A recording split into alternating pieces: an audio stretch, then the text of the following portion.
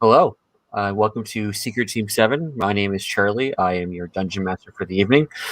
With me, as always, we have the Remarkable, played by Adam, Ulara, played by Heather, Rihiri, she says it differently than I do, played by Erica, and Scarson, I'm going to add one every week, pretty much, played by Steve. So last time, after touring multiple facilities for Seek, the party found themselves in the simulation room once again, and this time they are fighting something akin to a vampire. And they're not dead yet, so we're already better progress than previous weeks. So without that, we can bring the map up, Steve. And I already have his initiative in. We are starting back at the top with the Remarkable. Okay, I have a question because I remember a couple of weeks ago we had an issue with an acid arrow and it splashed all over people. So Yes. before I launch one, I want to make sure that would not happen again. I have acid arrow. As I'm reading it, it doesn't sound like it would hit somebody else if it missed. But because they're in the corridor there, I want to make sure that I'm not going to endanger anybody. So Magic Missile was able to kind of hit in the situation the last time you guys are playing because it's unerring, like it can't really miss. In this case, Scarson is pretty much blocking the vampire. They would probably have what you call 3/4 cover. Okay. So what that basically means is that we add a number to their AC effectively. If you miss by the number that is the difference, you will hit Scarson. Okay, I'm not going to do that then. What I'm going to do is I'm going to take a round to protect myself and hope a pathway clears up, and I'm going to cast Mage Armor on myself. Okay. The Remarkable is once again touching themselves.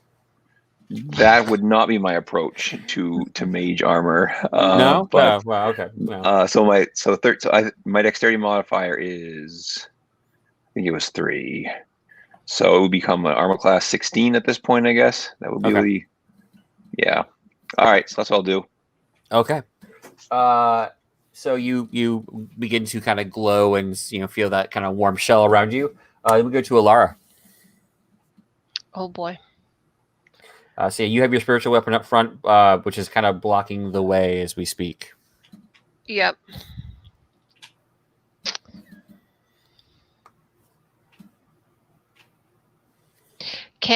So I'm going to move my spiritual weapon.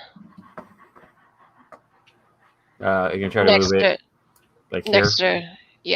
Sure. And then... It's a pretty crowded doorway at this point. Well, that's not vampire's fault. That is a 14.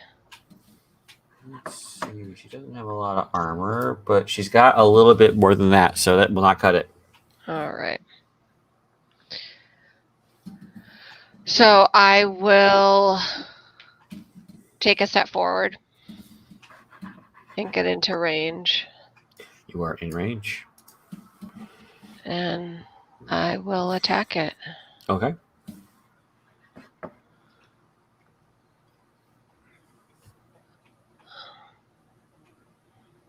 That's a 18.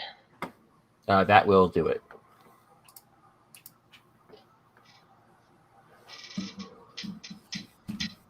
And 12 damage.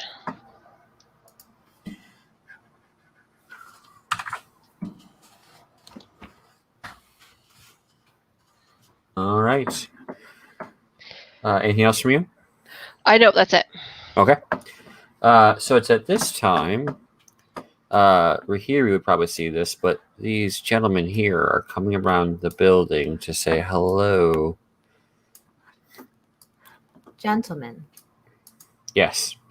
And they are going to make it up to here this turn. I don't think this one would make it. This guy would only make it to here. This guy would only make it to here. So you're going to have one of these armor-clad leather. They look like your average, sellsword potentially. So you don't think they're necessarily anything too tough, but you've seen the type before. Mm-hmm. All right, and he's going to try to hit you with a mace.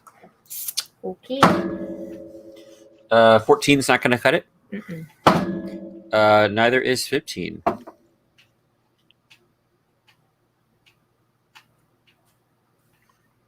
Oh, yeah. Okay. So yeah. He walks up and just swing, and you kind of basically just kind of parry it with your shield. Right. All right.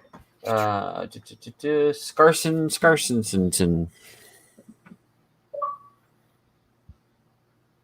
Yes, I will attack the vampire. Obviously, I'm going to use my rage.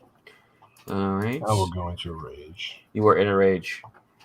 You just think about how like this vampire has just been disrespecting you this entire time, and it peeves you, man. You're like, you know what really grinds my gears? Bah! You know. I presume 22 hits. You can presume correctly, yes. I'll allow it this time. 8 damage. Push. All right. Oh, not 20. Yeah. Criticals hit typically, yes. So So I wouldn't add the rage damage twice, right? Just once. just once. So 20. You get a hold of this second strike. But when you strike again, you feel this natural resistance. Like it just doesn't dig in. Like you hit people this hard before, and it sinks right in. This kind of makes contact and does damage, but definitely not as much as you think it should. Okay. Anything else for you? That's it, man. Okay. Let's see. The vampire. So the wound you just made disappears. Ooh. All right. At this point, she is raring mad. She's going to try to hit you with her claws. But she's going to roll a natural 1. So she gets her one hand kind of stuck in the door with her claws extended.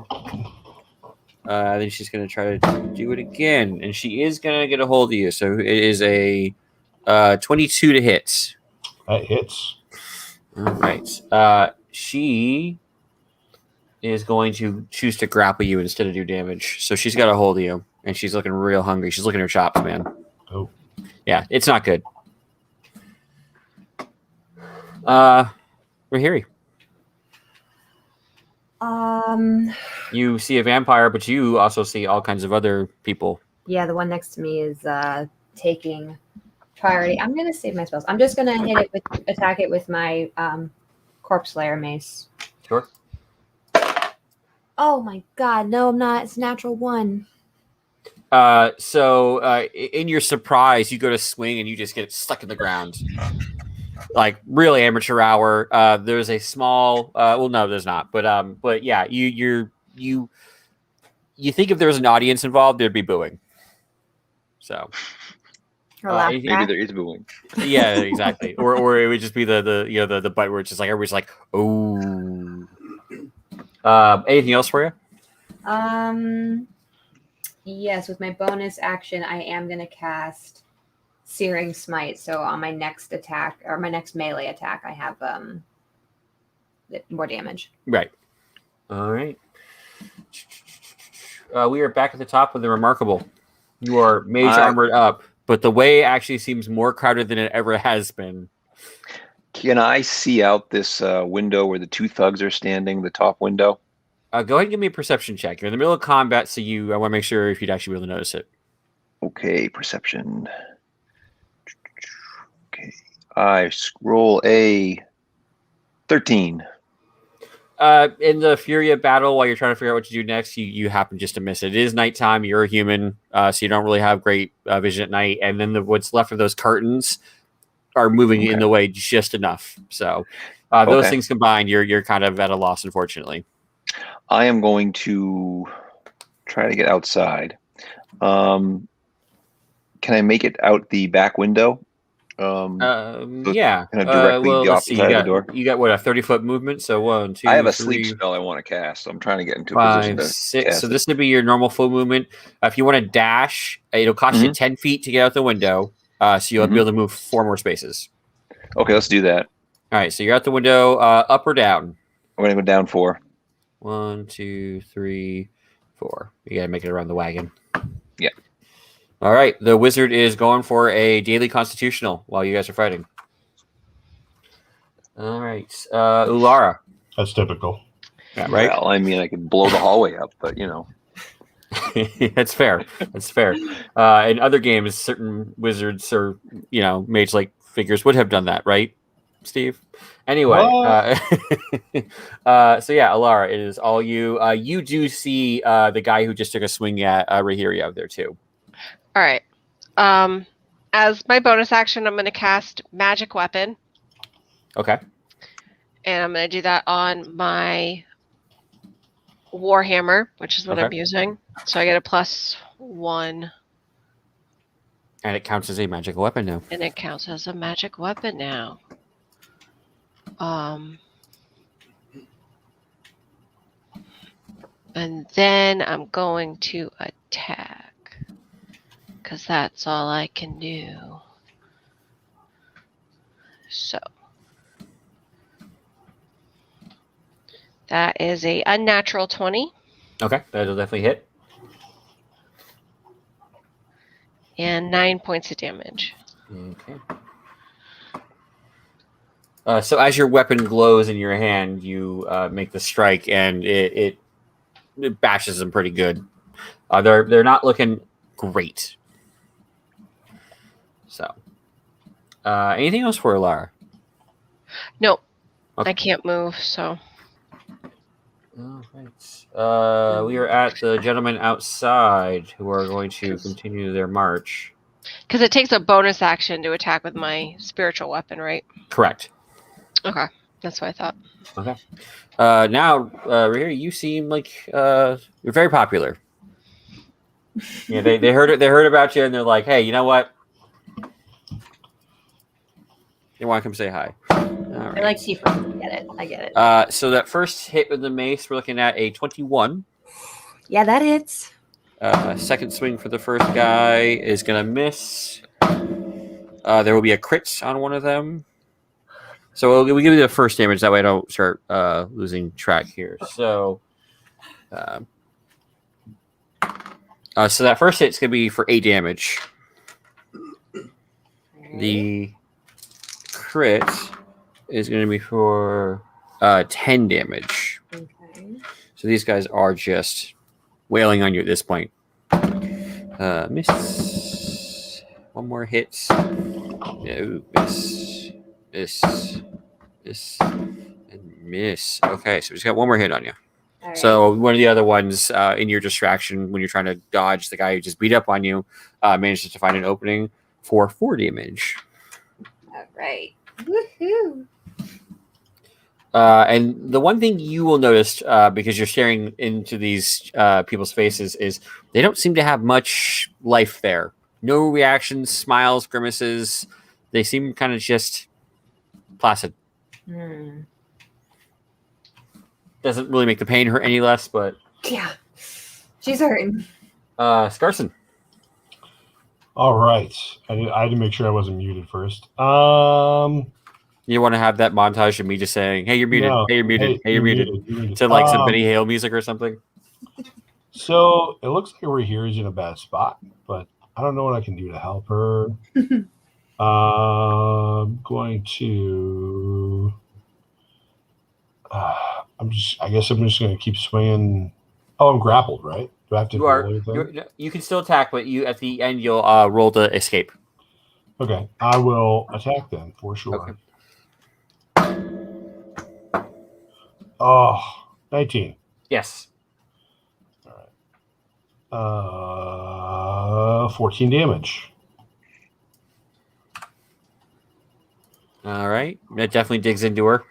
And then 22 hits. Yes, it does. For Hey! I tell you that. 15 damage. I got one job.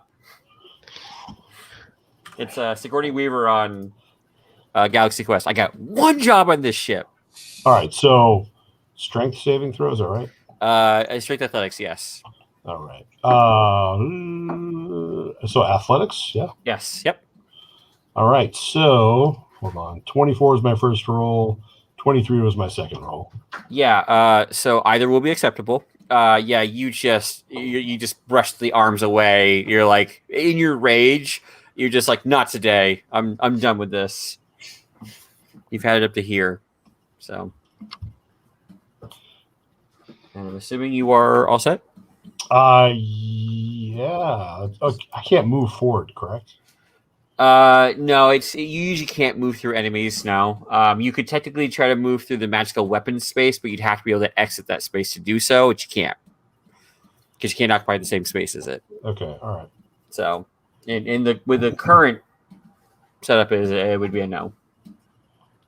All right. That's my turn. Thank you. All right. We're going to attempt.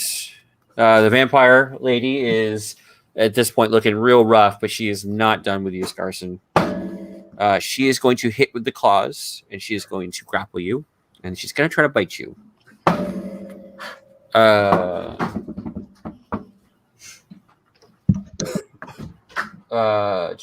16. I'm sorry, 18 to hit. 18 does hit. All right. She's hungering, and you look quite tasty.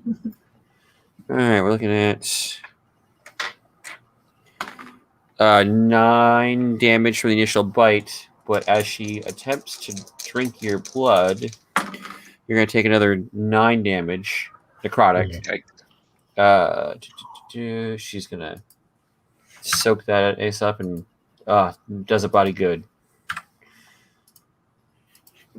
So some of the wounds that you just brutally dealt onto her, she heals. Your hit points drop by 4 points maximum. Like your maximum hit points drop by 4 points. Okay. So that just means if you get healed back to full before you take a long rest or get restored, you will only fill up to that point. Oh, you said 4? 4. Yep. All right. Rahiri. I'm gonna cast Cure Wounds on myself because I'm in a lot of pain. Oh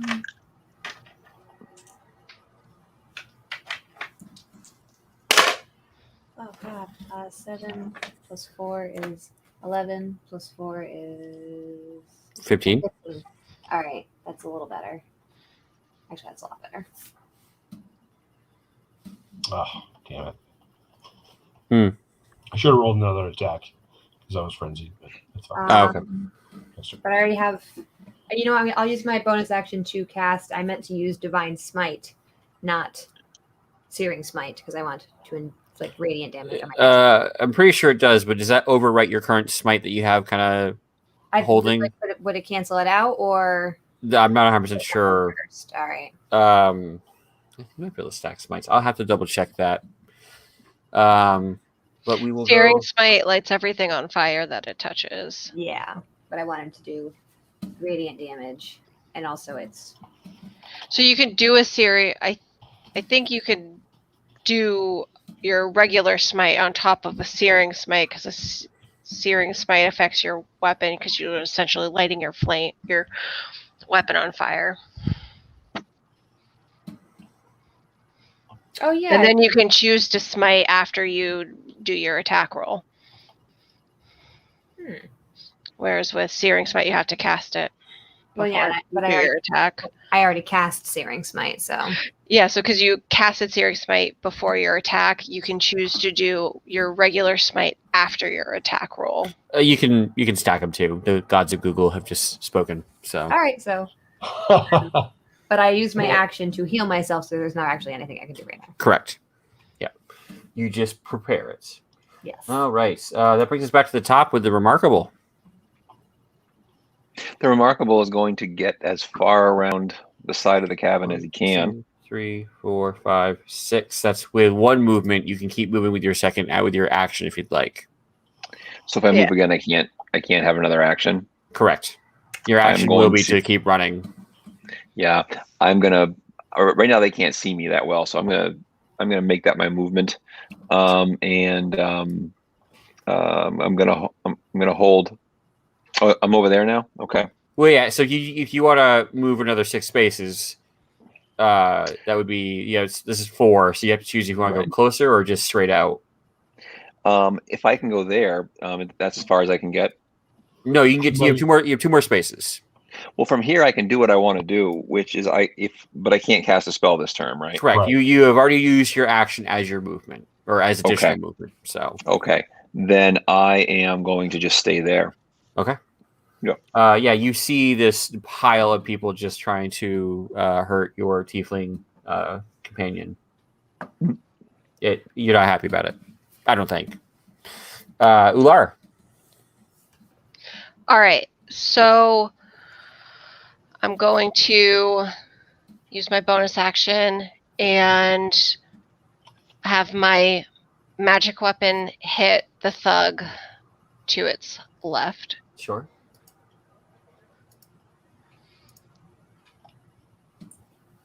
Does the 15 hit? It does.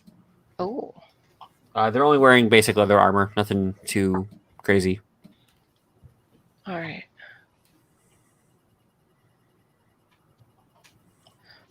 So that is 10 damage. And then I'm going to use my warhammer and swing at the vampire. And that is 16. That will hit.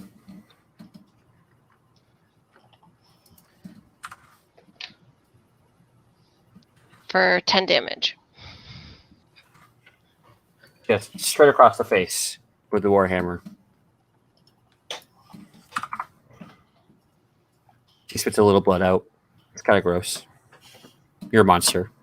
I All tried. right. So the baddies are going to go.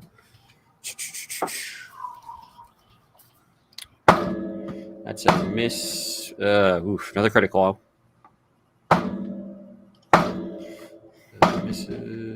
That misses. And I'm rolling like terrible. That's one more hit. And that's it. Wow. Okay. That was a lot of dice rolls for not what I wanted to see. All right. So one of them gets you for 8 damage, bludgeoning damage, and one gets you for 5 bludgeoning damage. You, despite they're not hitting as hard as they think they should be able to. Not that Rahiri is going to be complaining, I imagine. Yeah, no. Yeah, I think so. Yeah. Scarson, you're hearing a lot of whiffing noises outside. Oh. It sounds like somebody's just like, whipping something in the air. It's just like, but really it's just the DM rolling poorly. I'm not sure what to do because I keep hitting this chick, but I'm not doing any damage as far as I know. You and your rage, what would you think? Pick her up and throw her. Yeah, I'm probably just going to charge forward. Okay. Like a lunging attack, I don't know. Is that... Not really a thing. Maybe if you were running up to him, but unless you have a feat that says lunging attack. I guess it'd be like a grapple, like to take her to the ground. Oh, so you want to see if we can knock her prone? Yeah. Like backwards. Give me a strength athletics check. Fantastic. Let's see. Are you getting advantage for flanking? I don't usually do flanking rules. Oh my God. It's so great. I rolled a nat 20. This is better than last week for sure. 100. Yeah, you hold on to her. Now, so you have a good hold of her. I will still need a second strength athletics check to see if we can knock her on the ground. Okay. That one wasn't great, but 18. She beats you on, so she manages to hold herself up. It was less to the ground and more like trying to throw her over for Hiri. If that makes any difference. I mean, it doesn't. You have a hold of her for sure, but she manages to just kind of be slippery enough that you can't force her backwards. Does it count as an attack? That is your action, yes. Okay, great. And then she's going to go. She's going to hiss in your face. There's still blood kind of pouring from her mouth where Ulara had hit her last turn. You get a little bit in your face, but you don't care. You're seeing red anyway. Yeah, exactly. She go, well, some of that's yours anyway. What? Yeah. Well, she did bite you last turn. She is going to effectively claw you.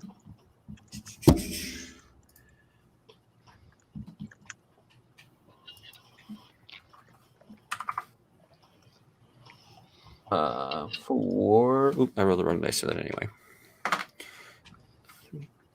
For 6 damage. So you guys are just in this scrummy. She just slices you real quick across the face. And then she's, again, looking kind of hungry. She's going to try to bite you. Okay. But she's going to roll a natural 1. So she goes to bite you and somehow bites herself. This Doesn't do person, anything to her. We may need to help her, not fight her. She's had Yeah. natural. Yeah, this is a true test. Like sure you can kill her, but can you save her? Can we be Fuck kind herself. enough? Yeah. And you guys are like, vampire. This is actually an intervention. We're here for you. All right. Rahiri. All right. I'm gonna swing at. Is there one that's been hurting me more than the others?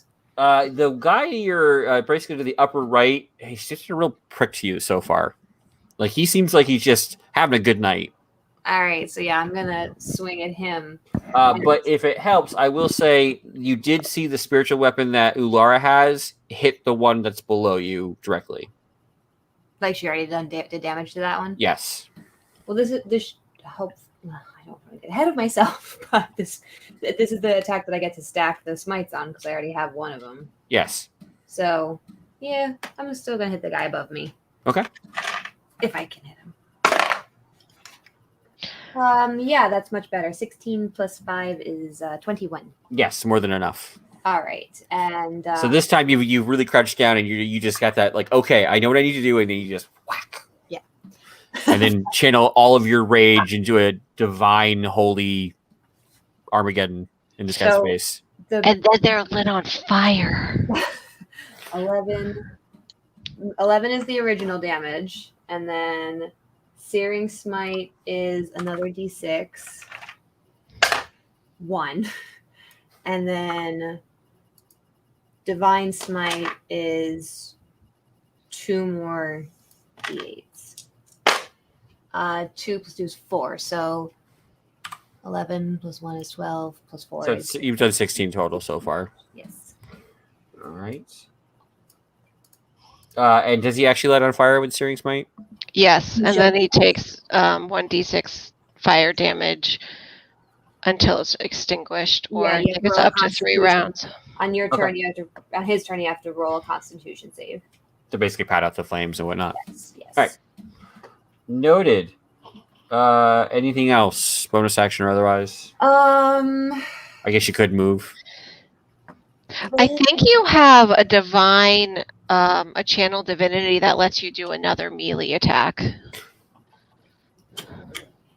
I don't see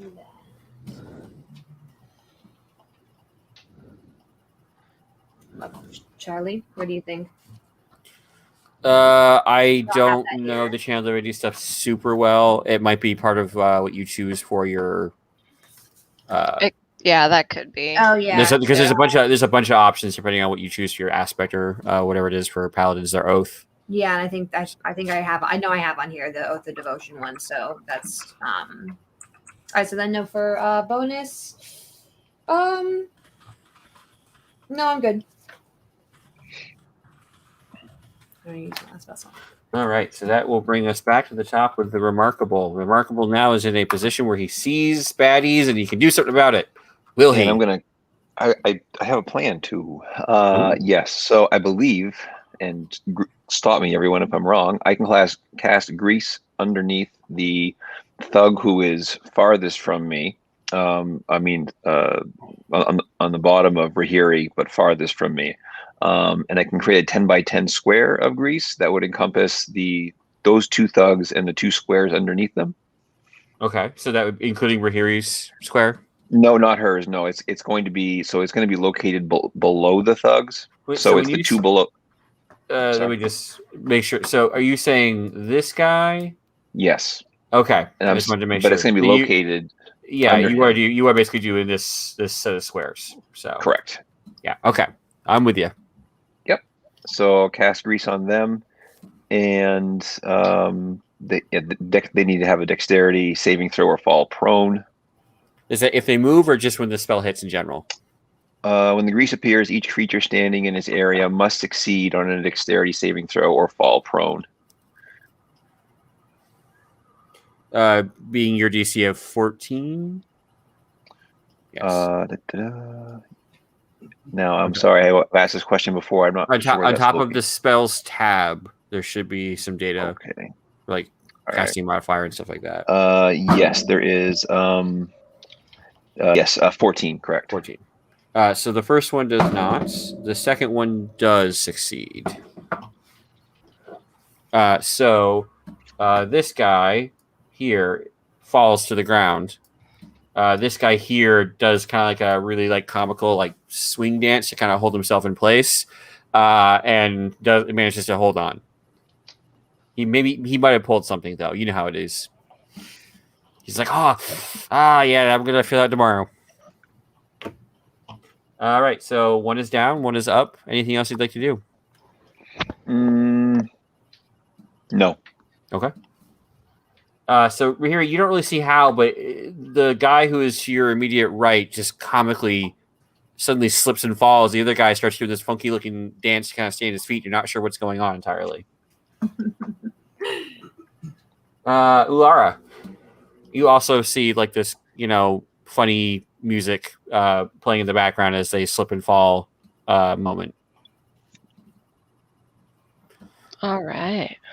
If you attack with your special weapon on the thug that fell, you do have advantage. I will do that.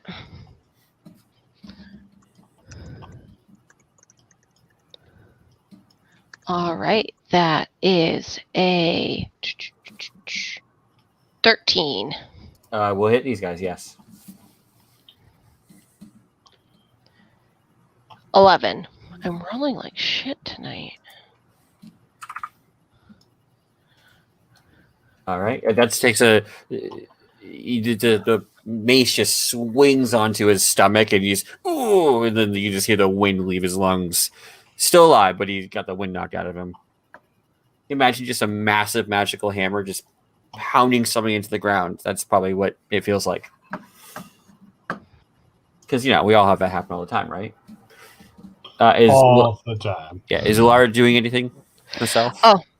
Yes, I will swing at the vampire with my non-spiritual mace.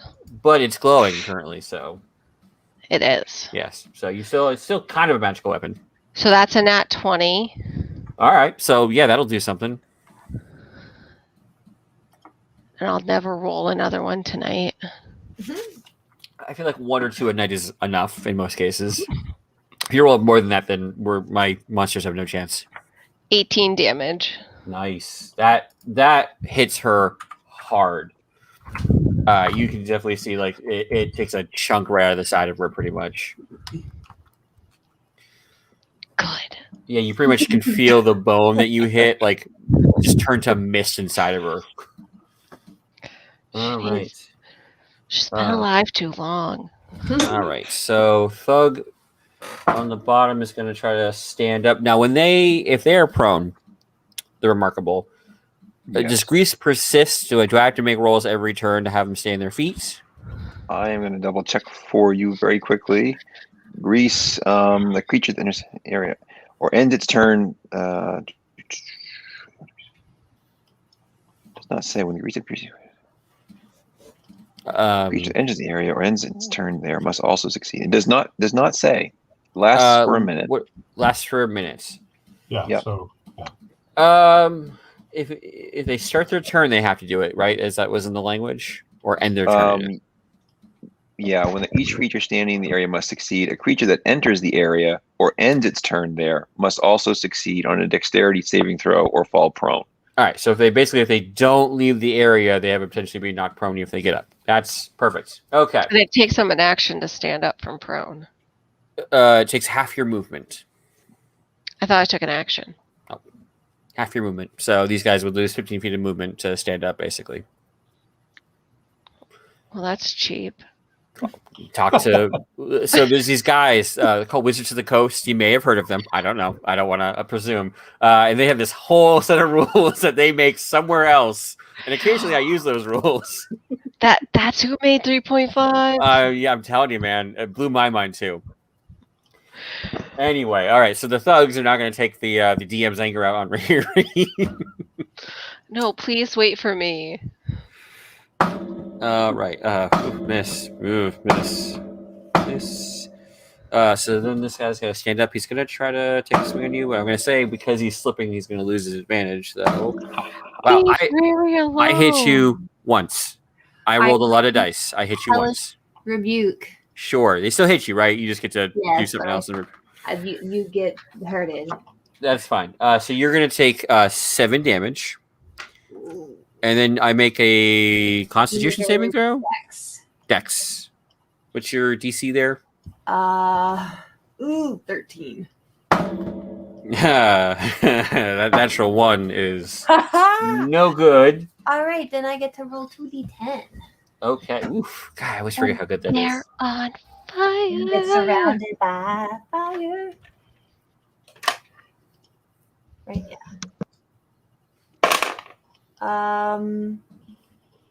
I used 100s, 80 and 10. So 1 plus 8, 9, right? Yeah, 9. Was it a 00 or a double or a No, 1-0? it's a 1-0, 1-0. So 1-0 is just 1. Yeah, so 8 and 1 is Yes. 9. All right.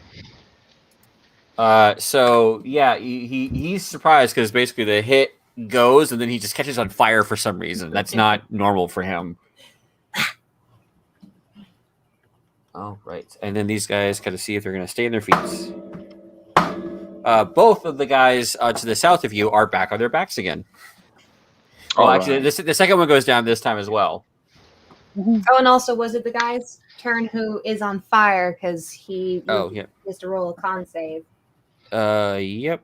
And that was the guy to the north of you, correct? Yes. So he's gonna make a save. He does not make a save. So is it a additional 1d6? Well, so hold on. Wait. Does he only make the save if he chooses to use his action to put himself out? At the start of each of its turns until the spell ends, the target must make a Constitution saving throw. On a failed save, it takes 1d6 fire damage. Doesn't say anything about putting himself out. He's just. If the target or creature within 5 feet of it uses an action to put out the flame. Okay, so he makes the save regardless to not take the damage, but he can use an action. Okay, so yeah, so however much. Roll me whatever it is, d6. Okay. 1. All right. Well, he does take another 1 damage. It's not 1, baby. Okay. Yep. So he will have chosen not. So it's funny. Like he's on fire, and you would think any normal person would start to kind of path themselves out. He does not. He just keeps attacking. I know. Scarson, buddy, Right. how'd your day? Well, I've been better. So I am going to attempt to attack again with a grapple and like push back. So you're gonna try to do the same thing again? All right. Yeah. So we'll basically make an opposed roll here. Did you roll a natural 1? No, I did not. I rolled 17 twice. All right. So you're trying to push her further back, basically. Yeah. That's my understanding. Yeah. All right. She's supposed to still back. Rahiri, can you please make a either you can make a strength saving throw to try to catch strength athletics throw to try to catch her, or a dexterity athletics throw. Dexterity acrobatic throw to get out of her way. Oh God, who am I catching? I'm sorry.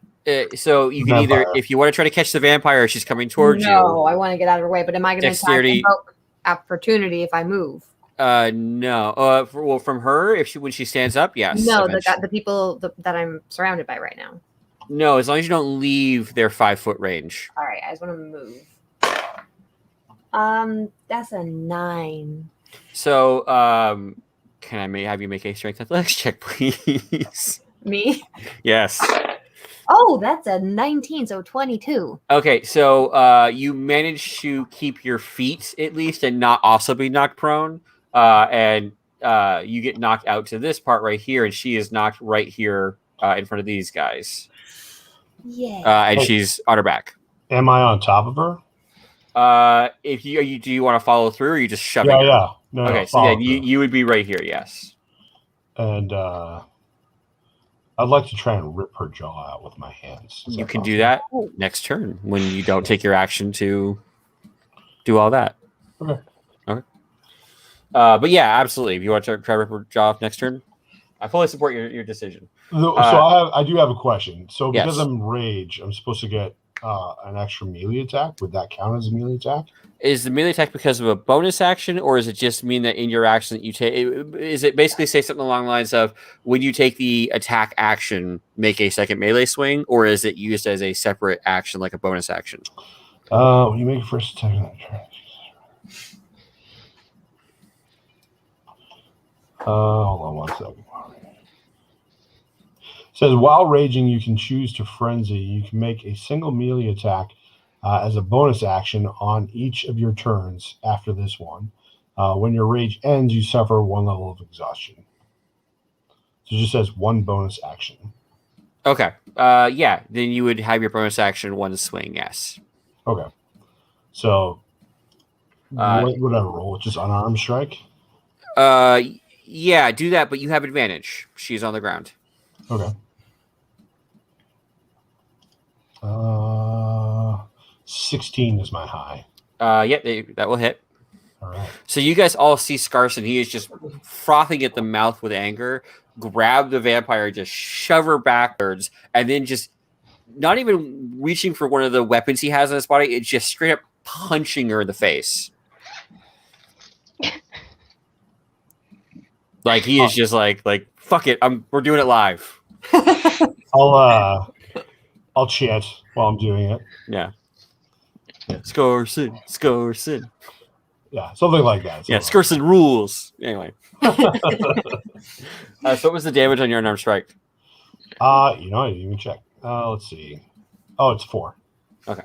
It's bludgeoning. It doesn't. You don't think it does too much to her, but you feel better. Yeah. Like you feel good about what you just did. So. And she's prone, so that's fucking awesome. Well, she was. Now it's her turn. She is no longer prone because she's going to stand up. Oh, all right. Now she has not been hit by radiant damage yet, just so you guys know. Throw in the well.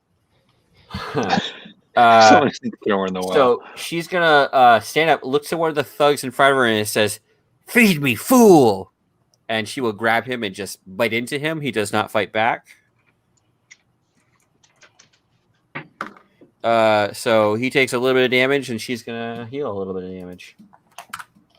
And that is her turn. Rihiri. All right. Listen. This bitch just shoved you. I want you to know that. I understand. With my bonus action, I'm going to cast Sanctuary on myself. Remind me, does that give you more AC? No, it just means that anybody who attacks me has to make a wisdom saving throw. And if they Gotcha. have to hit somebody else. Sorry. Right. I'm hurting. And with my action, I'm going to swing at the not nice lady who just pushed me out of the way. Sure. Is your mace thing, is it radiant damage? Bludgeoning. Oh, crap. But isn't it magical? It is magical. I just want to know if it's radiant, it matters for her. Yeah. So. Oh, wow. She is undead. Yeah. So bear that in mind when you do your swing. Well, it doesn't matter. It was in that one. Yeah, so you're still off kilter, and she's just kind of off kilter. And you go to swing. Actually, you know what? No, she stood up. Yeah, and you can't seem to find purchase. All right, the remarkable. We are back to you. Okay, back to me. I'm going to move behind the well as long as I can see over the well. Yes, you are a human. It is Okay. not that tall above. Now, if you were known, we might talk about it, but Okay. Now, where I have, are either of those thugs prone who are closest to me? Yes, they are currently prone. Okay. Now, so if I was to try to hit them with an acid arrow, would it be in danger of splashing onto anybody else, or would it hit them because they're prone, so they're not going to be hard to hit? Actually, with ranged attacks, it is the melee attacks you get advantage. With ranged attacks, because they're prone, they're essentially harder to hit, so you would actually have disadvantage. Disadvantage. Yes. No, in Okay. this case, they don't have cover like they did last time. So as long as you roll well enough, you would hit them. If not, you'd most likely just miss. Okay. Now, if they're prone, I can see the vampire probably. You can, yes. Okay. And so she would be a possible target, but if I missed, I would hit Rahiri or Scarson, right? No, because that's only if they are giving them some form of cover. In this case, you would have a direct line of sight. There's no cover. Okay. So I'll hit her with an acid arrow then is what I'm going to do. Okay. So let's make a ranged spell attack. So if the hit's automatic, it's No. 44. No? Okay. No, it's you still have to make it. So you should have a spell attack modifier under that tab on the top. Yes, near where plus you're 4. So you're going to roll a d20 and add 4. And you're going to try to beat Okay. their AC. All right. I got a 15.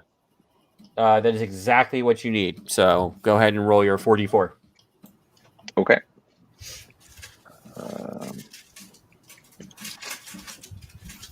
So that's 1 and 4. So 5 and another 4, 9 and 3. So 9, 10, 11, 12. And then she'll take some more damage next turn as well. Yes. All right. That she just you just hit her with the arrow and it just splashes over her face and it's just she's "Ah!" That's the best scream you're gonna get of me all night. I hope you enjoyed it, guys. Okay. Ulara. All right. I'm going to move my spiritual weapon on the other side of Scarson. So over here. Yep. And I'm going to attack that thug. Okay. 16. Yes, that will hit these guys.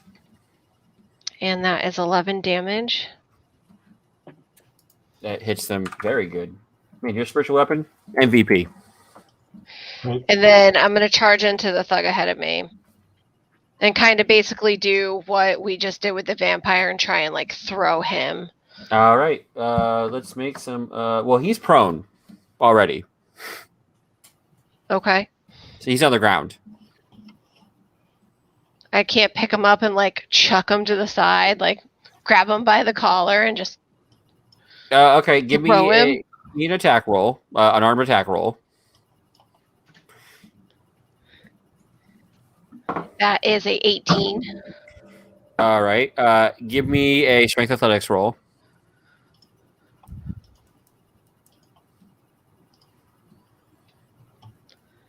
And that is a 22. And he's going to oppose that. He's not going to make that. So you're not going to pick him up and throw him, but what you're basically able to do is grab him by the leg and just swing him, basically. Okay. And he just gets, he's like, whoa, and he gets tossed right over there, and oof. But you don't think it does much damage for him, but it does get him out of your way. Yeah, that's what I want. Well, he is out of your way then. Now what? That's me. Okay. Wait, no, I can do a melee against the. Oh no, vampire. the throw is definitely your action. Yeah. For sure. Yeah. So, So yeah. yeah. Okay. I can't do anything else. Did you want to move forward into that space you made, or you just wanted to hang out? Yeah, I can move forward there, but I thought I already moved up. Well, when you threw him to the side. You didn't actually push into the space, if that makes sense. Okay. But you are now in that space that you made. All right. Let's see. They are going to get up. The guy you just threw is looking real hungry. Not really, but miss.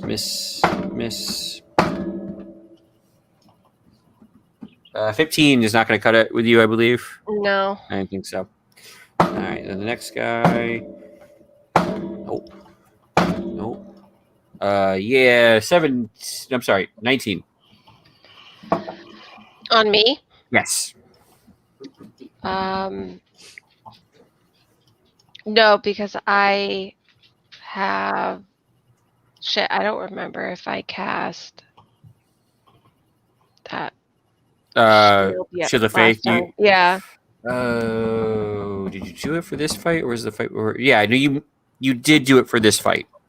Okay, so I'm at a 20. Yeah. Okay. Then they just missed. Then. So this time you think they're actually going to hit you, and you hear that little like whoop as it hits this kind of like divine shield and scares off to the side.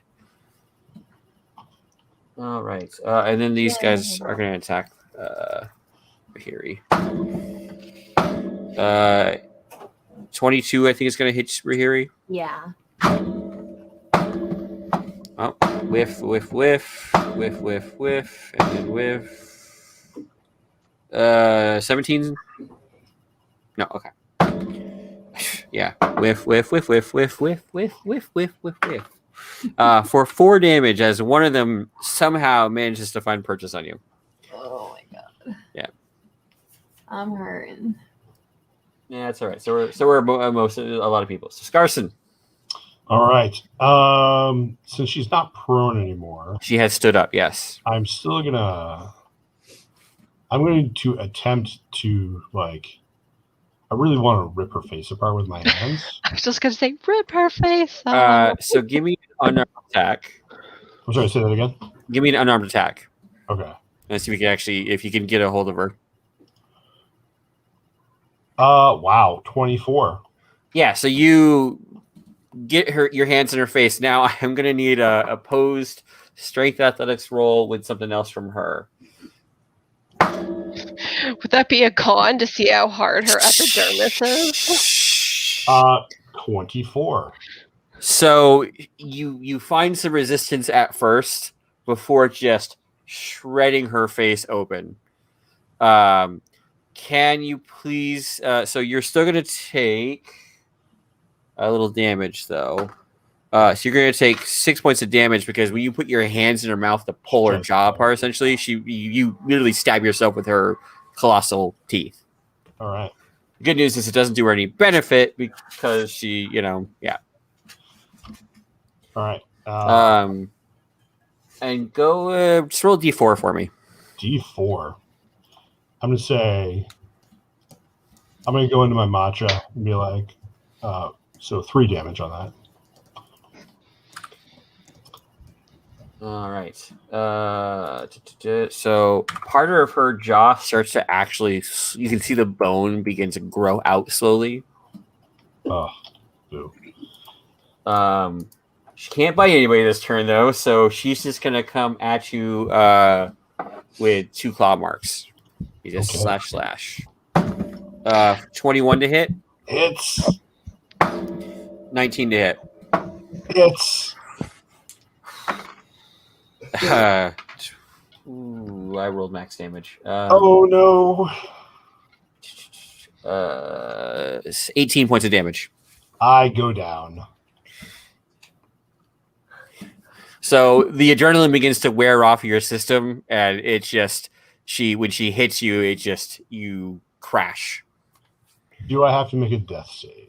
Not until your next turn. Okay. So, and you don't have to. How much was the first attack? Right? It was 2 attacks. So it was 18 damage. They're both. So it was 9 and 9. Okay. So all right, next turn. Well, you were raging, right? I was. If you took 5 less damage, would you still be standing? No. Okay, doesn't really matter then, because you can have one of the attacks. It was no slashing damage. You're raging, right? Yeah. Is it not one of your abilities? Basically, that you have all of your basically bludgeoning, slashing, and piercing damage. Yeah, it just as resistance. It doesn't say half. Right. So you take half damage from that stuff. Oh, okay. All right. So that's what resistant means. Yeah. So you want to remember that and remind me that in the future. Yeah. Okay, that's my turn. All right. I'm sorry. If you said 7, if you had taken 7 less, so 11, would you still be standing? Still be at -1. Okay, so no way I cut this. Can you still stay standing? Okay. No. Gotcha. Rahira, you see the vampire basically just claw Scarson across his chest and he drops to the ground.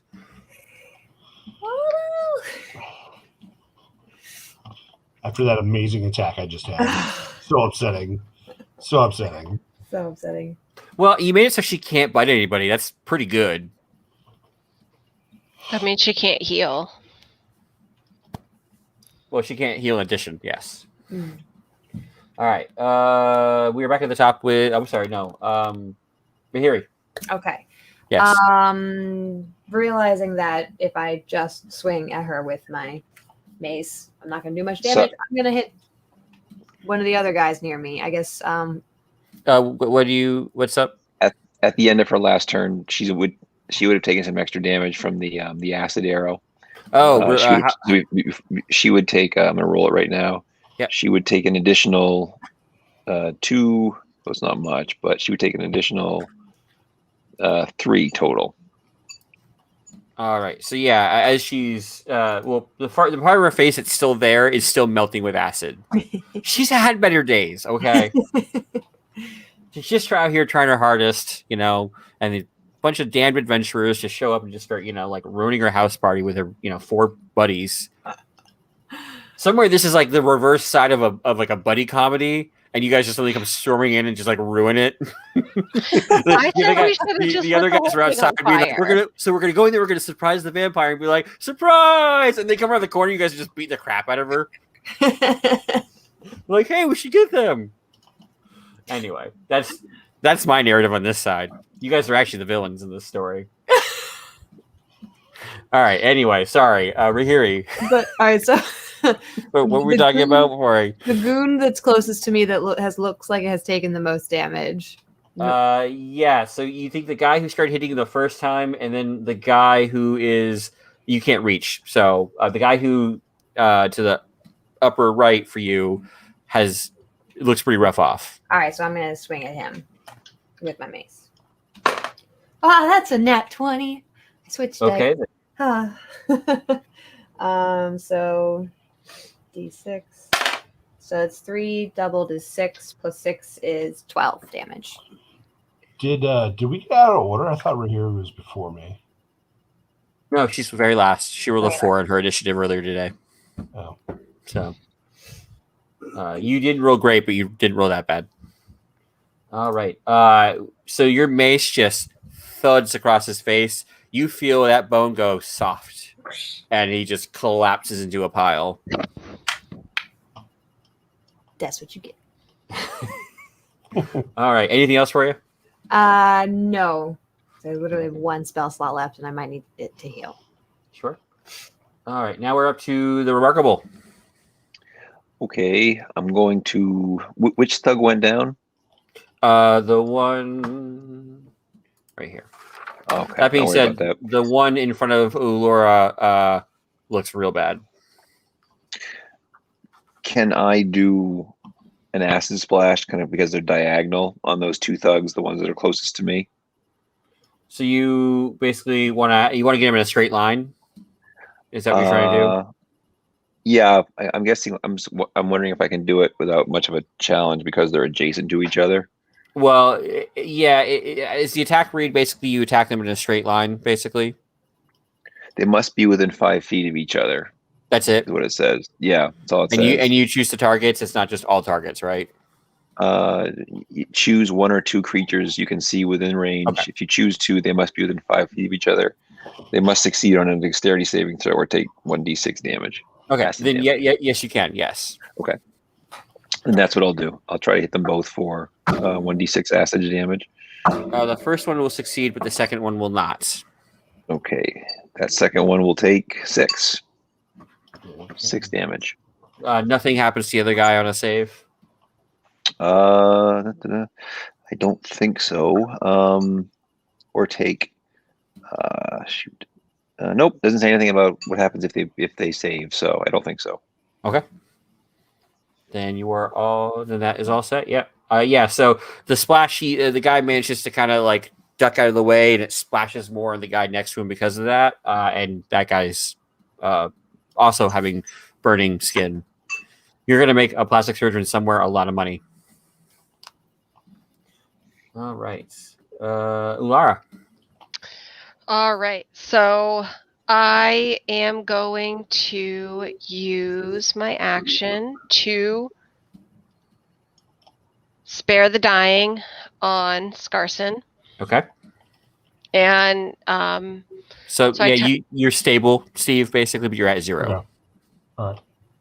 and then for my bonus action, I'm going to move my spiritual weapon 5 feet to my left. So over. So. In front of the vampire. Oh, okay. So you're right, I think. But sure. Okay. Just making sure. So just up 1 or over 1. Yeah, that's my left. All right. And then I'm going to attack the vampire. All right. That's your bonus. This is your bonus action. Yes. That is a +5 is a 24. Yes. And that is 9 damage. Crack just right into her body. And her arms kind of go out in response, and you think if she did breathe, that she would have had the wind knocked out of her. But yeah. So that was your bonus action. And I did my action to stabilize Scarson. Right, so gotcha. Perfect. All right. So the thug above here is going to take a swing at her.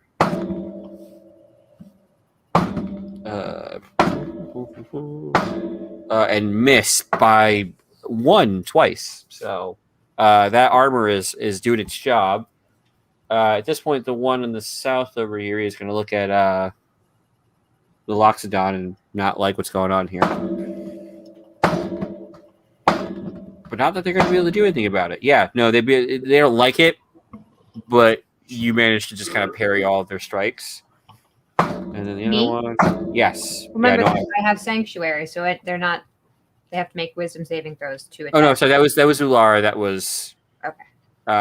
Is that only if they hit or if they try? Targets the warded creature with an attack. So yeah, if they're trying to hit me, they'd have to make a wisdom saving throw. All right. Well, yeah, he would have made it. So he would have been fine. Okay. Yeah. So these two guys are trying to take a crack at Ulara and just cannot find purchase. You think maybe it's the grease under their feet. We'll worry about it next turn. Actually, I think everybody's going to make. Well, I think everybody's going to make dexterity saving throws, including you. You could have potentially fallen on your back. That one's okay. So both of these guys managed to fall again. Ulara, can you please make a dexterity saving throw? Well, pretend that you have your turn, but then maybe you potentially slip. 19. Yeah, you managed to stay on your feet. So it's elephant feet. Yeah. Now that you're standing here, you realize, like, wow, this grass is really slick. Like, what is going on out here? Guys being silly. All right, Scarson, you're at 0. No, you're just at 0. I'm at 0. Yes, so you're taking a snooze. You're not dying. I saved you from that, so you don't That's have to roll true. death saves. So, yeah. Hooray. Hey, listen, it's something. This is something. I'll take it. All right, so the vampire now turns to Ulara as a potential food source. Is she not dead yet? But wow, she's having a rough day. So the claws come out and cannot get through your thicker elephant hide. Just nothing. You're just like, all right, can you just not? Did I break a nail? Did you break a nail? Rahiri. Punch her in the face. All right, now the guard north of me, I will swing at again Sure. with the mace. He's looking great still, actually. Oh crap! Well, it wasn't that great of a hit anyway. It's 12. We'll do it with these guys. Oh, They're not wearing much armor. They don't have a lot of dexterity. All right. 6 + 6 is 12 damage. So yeah, he was looking really good, and you just take a whack into one of his arms, and you feel it give a little bit. Nice.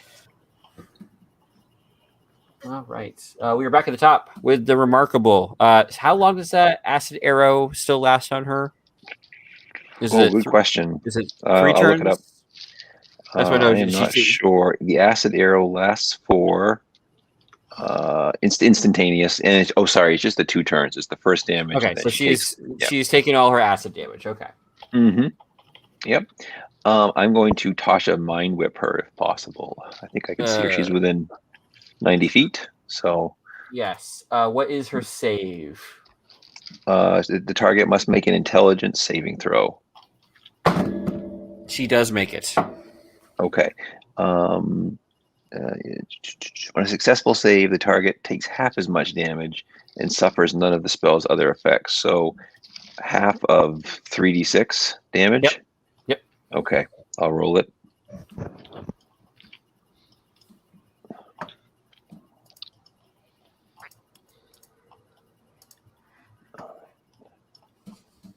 And so it would have been 9, 10, it would have been 12, so she takes 6. Okay.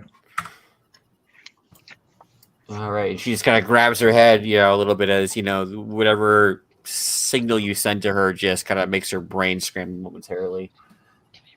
And just so you know, in D&D Beyond, if you click on the same dice more than once before you roll it, you can do more than one dice at a time. Oh, so okay. if you want to roll you. 3d6, you can just click it 3 times and then hit roll.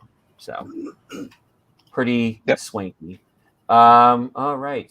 Ulara. All right. The vampire is not looking great herself, nor is the guy who is right to your south. All right. I am going to, as a bonus action, attack with my spiritual weapon. Sure. And that's a 19. Definitely hits. And 11 points of damage. She goes down flat on the ground and kind of almost like seizes up in place. She's not dead, but she's not alive. That makes sense. Can I reach out to Riri and do a Cure Wounds on her? Is Cure Wounds a bonus action? It's 1 action. It's 1 action. Yes, you can. Yes. Sorry. For some reason, I was thinking. Never mind. All right. So that is 1d8 plus 3. So 6 damage. 6 heals. Thank you. It's a little less good. And that's what I got.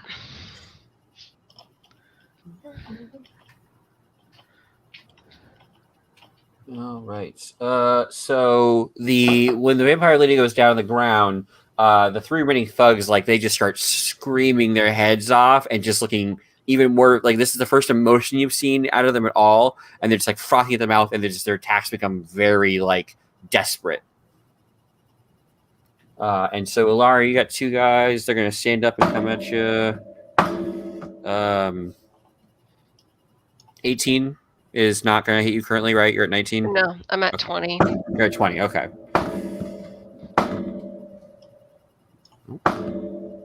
I got 1 hit on you, and then just 1 hit. So the 2 guys below you are just going to keep swinging with their maces, just viciously, and 1 does manage to clip you right in the shoulder for 3 damage. 'Tis but a scratch. Exactly. And then the guy to the north over here is going to hit you once. Did he make his wisdom save? He did not. He did not make it. So Then he has to attack somebody else. how does it say how he chooses? On a failed save, the creature must choose a new target or lose the attack. Just choose a new target. Doesn't say how. Can he strike your spiritual weapon? There's no defense on it.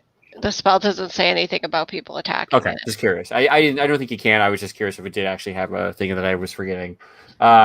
He will not choose to attack them because it's either the spiritual weapon or his mistress, and he would never hit his mistress.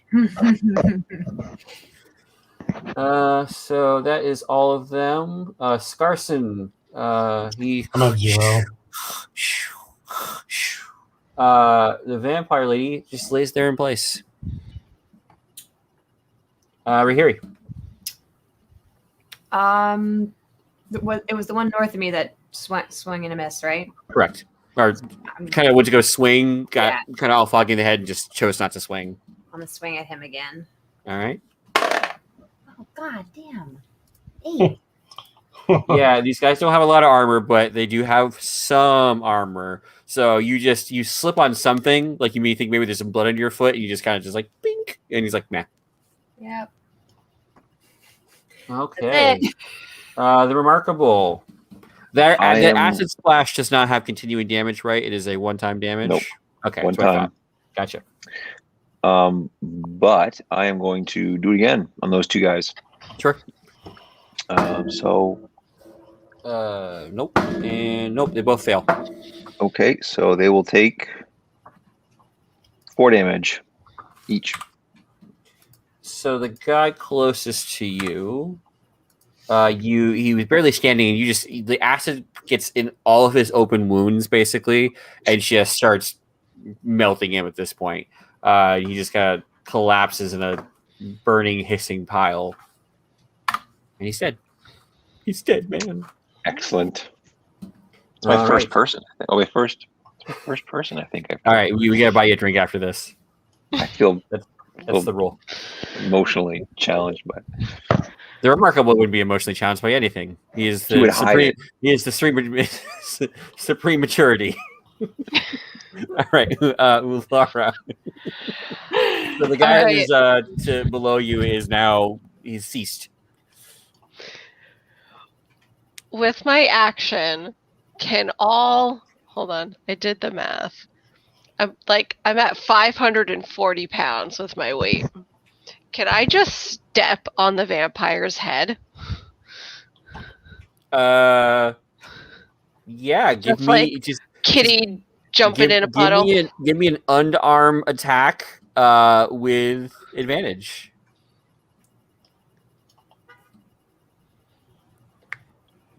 So I make sure you don't go to jump and like trip over her or something, you know? That's a natural 20. Okay.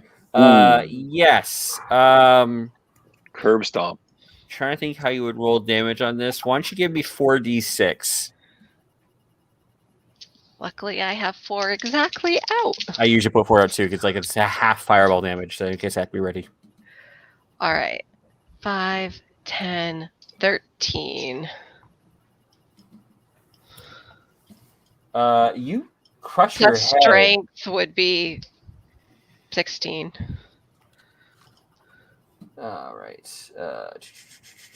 In this case, it's mostly physics, not your strength that's doing this. So basically, you crush your head. That was the goal. I'm sensing a butt. Well, with vampires, there is no precedent on head removal, just on radiant damage and sunlight damage and stuff like that. So I'm going to go ahead and call her just dead because I can't see her coming back from this personally. But there's no rule that says like that would kill them. But we're going to go with it because it just makes sense at least. Or if you guys don't bury her the right way, basically, like, in like a month when her head fully grows back, she'll just bust out of the grave and be like, vengeance! At least she has a new face, okay? Well, yeah, I mean, or it's the same as it was, like perfectly regrown. I don't know. Yeah, they don't. They don't cover that in the monster manual. Go figure. So at this point, when Laura just kind of just goes, poof, and just like you guys ever hear a watermelon smash? It's that. The same consistency, wetness, So short story time. I did a short film a couple years ago. We did this big production, but we had to make the sound of somebody hitting a head with a sledgehammer. So we spent probably 2 hours with our audio guy with his mic right next to some watermelons and proceeded to smash a bunch of watermelons with a sledgehammer. That is movie magic right there. You got to see behind the curtain. Anyway, so when the watermelon gets smashed, the three remaining guys that are still, I'm sorry, two remaining guys that are still standing just go even further ape shit. But at this point, the thing you find is strange is their veins begin to like really show through their face, like their eyes are bulging, and then they just kind of start all doing kind of like contorting almost, frothing at the mouth before they just drop to the ground dead. Awesome. Well, that's sad. Yep. That was easy. Yes. And she's like looking at the bottom of her foot. You just don't get the XP for that. I'm just kidding. So you are now sitting there with no current baddies in place. All right, I'm going to cure wounds on Scarson. Okay. And that is my last spell for the day. And and I'm gonna cure wounds on myself at 2nd level. And that's 12 heals. Yay! Carson, you stand up. You think the vampire lady is still in front of you, but without seeing the face anymore, you can't 100% tell. You think the dress is the same. Oh. Ular is going to show the vampire's face on the bottom of her foot to Scarson. Look what I did. Gross. I'm That's big really for a gross. reason. It sounds a little sensitive. Like, listen, I'm big for a reason. There's a reason I'm like this. Exactly, for these moments. Yeah. So as you see the heels kind of go off, Scarson, you kind of stand up, and then as you stand up, the room kind of converts to a solid glowing white like you guys are used to. There is Marnie furiously writing in her notebook, basically taking some notes. And then she says, I've seen worse. And then she will walk you guys to the door. And when you open the door, your dormitory is there. Nobody died. That's amazing. I mean, Oh, and she's like, she's like, You didn't and die. it is a vast improvement over the last simulation. Thanks. She goes like, there wasn't 3 of you on the ground at once. You should give us more credit. That was awesome. She goes, Before we had better oh, weapons. believe me, if you read my notes, you know I gave you as much credit as I could. I mean, where'd you think of that KO though? She goes, very creative, if not crude. How was that crude? That was awesome. She goes, difference of opinion, I suppose. Oh, because it wasn't shiny and full of magical things. It doesn't mean it's awesome. She goes, that would have been a vast improvement, but you work with the tools that you have.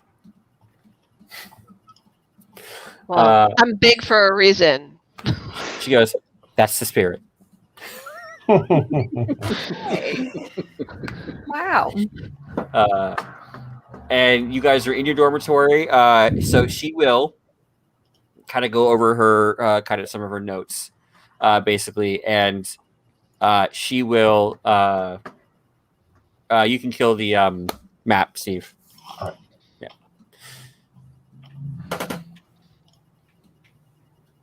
Can I? Yeah. Well, in theory. There we go. So and again, it's the criticism she gives you is fair, if not a little stinging, only because you were just there and it just happened. And then she goes, "I have managed to get you a reward for your hard work recently. You guys are given a pass to the city. You have the evening to go explore as you will." What? We get a Ooh. present? She goes, "Well, if you were not doing as well as I hoped, and you're doing okay, I would have not fought so hard to get this, but you guys have had a rough couple of days. I need you to de-stress." Okay. All right. To the tavern. She goes, a couple things about Dimcaster, because you are all new here. There's a couple places you should avoid. Do not go near the slums. the people are fine, but there's pickpockets, cutthroats, and that's where the triad has a lot of their spies to keep their information flowing. You want to avoid any of the major gambling sites or the brothels. No judgment, but they're mostly run by the triad, and they may use it as an excuse to slit your throat. She goes, the one other place that we're still investigating, there is a new restaurant called the Vespertine Order. We're pretty sure it's a front for a vampire, group. So I've heard the food's good, but know that they may make a meal out of you. Telling us these things makes us want to do these things. Yeah. She goes, I would be very sad if we had to replace you. So don't tell us these things ever again. Noted. I will not warn you about any possible threats. Correct. No, I will make sure I put that in your file. No, that's not what I meant. Well, also before we can go do anything, I mean, healing. I feel like it's gonna be like I want to go party, but I can't go off gallivanting. Yeah, shouldn't she? Can you help us out in the heals department? I'm tapped. Or the recharging of spells. You guys can, if you want to. You have enough time if you guys want to take like a longish rest right now. You could before you went out for the evening. So you have a siesta, and then you go party all night. Yeah, that'd be Let's do fantastic. it. That would be lovely. That being said, they will give you your spell slots back, but everybody's already at full health. All right. Okay. Yeah, it kind of happened last time. A bunch of you I suddenly felt fine after the last simulation ended, even though you were on your backs and not feeling so hot. Right, I remember that. You said no spell slots left. Get back. No, you would get your spell slots back. That's the only thing you have to worry about because your health points are all back anyway. Okay. And then before Marnie leaves, she will tell you, she goes, if you want a drink in relative safety, but with good company and good service, there is a tavern called the Barking Spirits. It is run by a former secret agent, and most of the people there are either related to us or are members of the organization. Barking Spirit. Okay. Is it like a hoity-toity tavern, like cigar jacket and cognac? She goes, what have you ever known law enforcement to ever be hoity-toity? Typically, they have a tendency to want to drink their woes into the ground. So it's clean, but it is definitely can be a rowdy establishment. She smiles and like tips her fingers. I gotcha. That's my kind of place.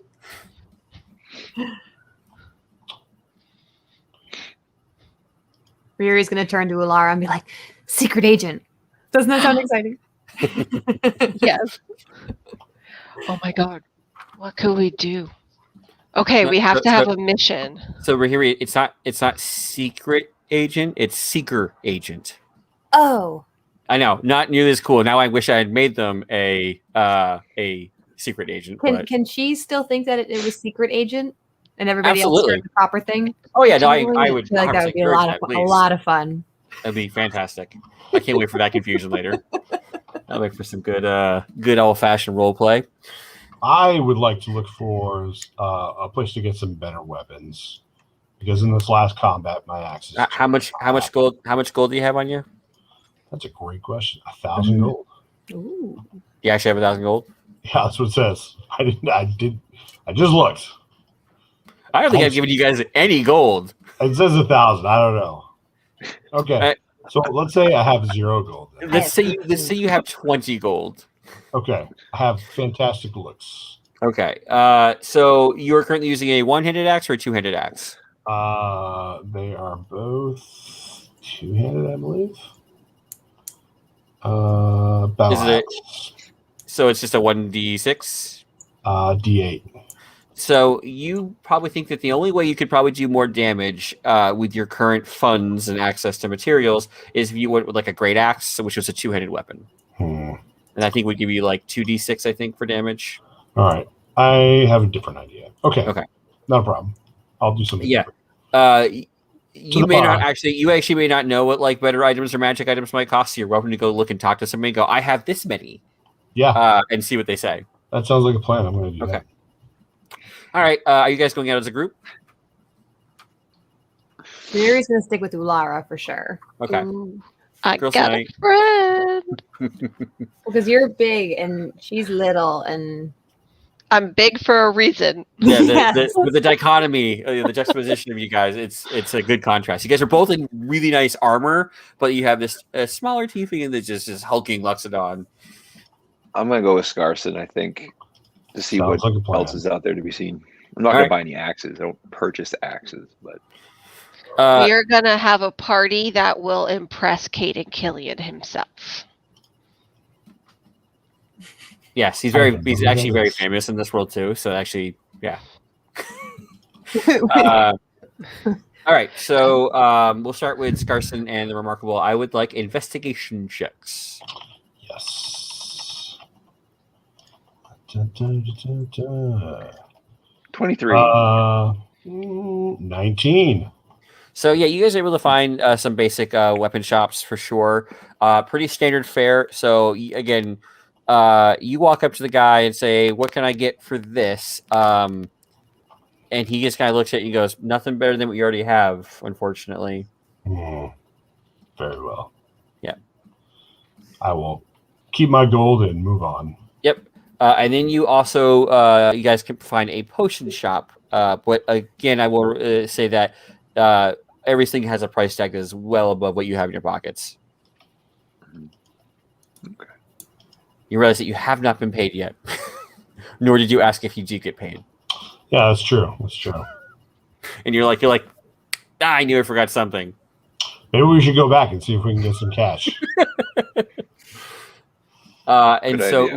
Ulara and Rahiri, are you going to the Barking Spirit, or are you going to try to find something else? Here's gonna want to go to the Barking Spirit and talk to the former secret agent. Yes. You think former? You never Yeah. know. Yeah, That makes it even more exciting though. We gotta go where fistfights are friendly and welcome. All right, so you cross 3 streets over. Basically, it's not very far, and there it is. It is basically the perfect balance of like, could be a dive bar or could be ironically hip. It could go either way, but you're like, just right. Yeah, that's right. It's the Goldilocks bar effect. That's right. You know? Those are usually the best bars. Exactly. You don't want to basically, you want to make sure you get shivved while you're at the bar, but at the same time, you don't want somebody being like, "Here's your $17 cocktail." So those are the parameters. those are the extremes. Okay, there are no other types of Not, bars except not those 3 watered steps. down beer or shivved. Man, like the streets of Portland are rough. You don't know. That They're is true. cobblestone. It's That true. is true. You think about it, you got a bunch of fishermen. They got those little knives, so they cut all the. I'm just saying. You don't know. When was the last time we were drinking in Portland, huh? All right, that's what I thought. It's been a couple of years. I was gonna say things have changed, man. Yeah, okay. There's a Anyway. bacon bar. There is a bacon bar. Yep. Hey, we have a speakeasy. Oh yeah, that Is sounds correct? real dangerous for you. Well, I mean, all that cholesterol, it's gonna get you eventually. to shiv to the heart. Exactly. To 3 or 4 carotid arteries. Anyway, where was it? So the barking spirit, just right, and you walk in. It was like a relatively, again, the late level. It's dark enough that everybody looks a little bit better, but not so dark that you feel like it's a little like you can't see where you're going. But everybody you think outside in full or out in full light might not quite look 100% as good. It's that nice dim light. Lara's gonna thematically open the door, step in, and go, "My people." I would love a performance check. I want to see if you nail the timing or if you totally miff this. It's a 5. You you go to say, "Hello, my people," and the door swings back in front of you, Oh. and so you have to open it again. And Riri's gonna come around and be like, "No, you're supposed to hold like this," and like push the door all the way open and hold it for her, like very innocently, like she doesn't know Oh how no, to use the door. that's the best reaction. Yeah, Just gonna rub the top of her trunk with the bottom of her trunk. yeah. That being said, not too many people looked up and looked at you. They're all too busy drinking and trying not to remember their day jobs. Don't worry, no one noticed. You're good.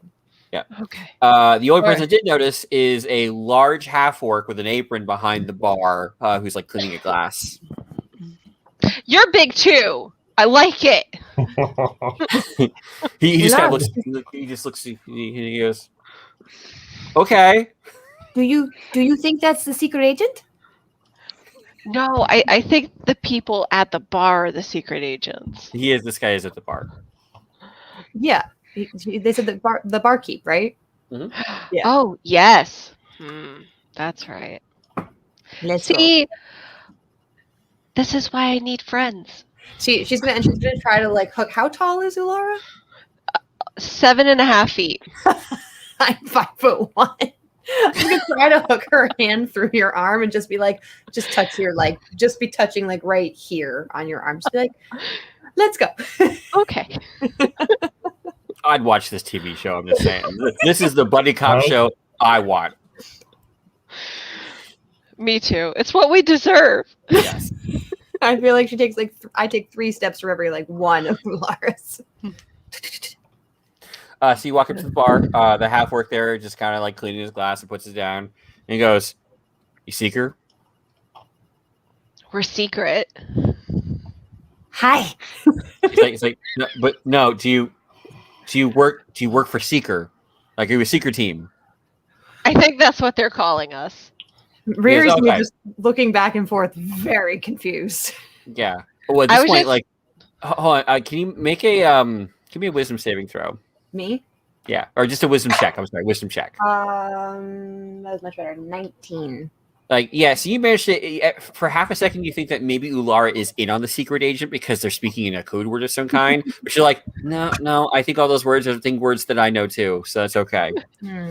Because you were about to be like just shocked, like, this entire time.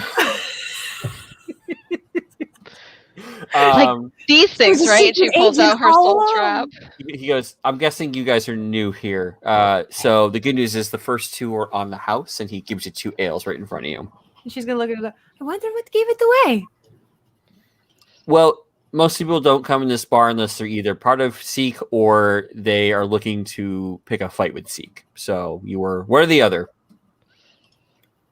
Does this bar ever get fun? He goes, We should start with that. yeah, on Fridays we have a Barcheesi tournament. Oh God. It's mostly retirees though. Oh. He goes, but I mean, this is where agents come to have a good drink and not have to worry about being stabbed by a vampire. Do you have any music or anything? He goes, Maurice. And he goes, and then this pile of what you thought was coats in the corner, something just goes, huh. What? He goes, the ladies want some music, and he's like, okay. And he gets up, kind of just he pulls a lute out from under this thing and kind of stands up. And as he's kind of walking to the middle of the room, he just starts strumming, and he's actually pretty good.